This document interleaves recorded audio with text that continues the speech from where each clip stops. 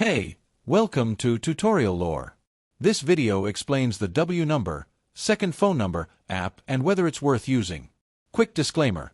This is an explained review based on user feedback and online data, not personal use or a visual demo. Wnum is a second phone number app designed to help users make calls, send texts, and manage communication without revealing their primary number.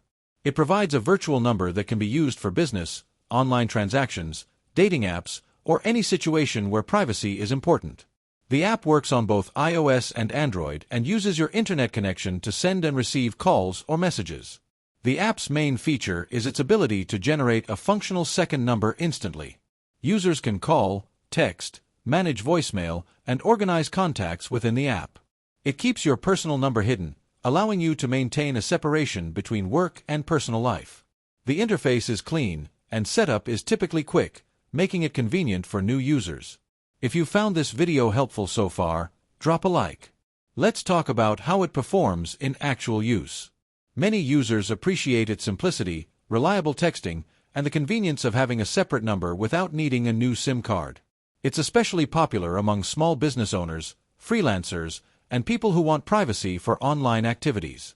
However, there are some drawbacks. Some advanced features require a subscription, and call quality may vary depending on your internet connection.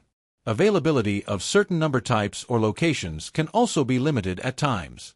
In addition, since it relies on Wi-Fi or mobile data, performance may decrease in areas with poor connectivity. In summary, the Wnum app may be worth using if you want a quick, private, and flexible second number for calls and texts without needing an extra device or SIM card. However, if you require consistently high call quality or want all features for free, it might not be the best option.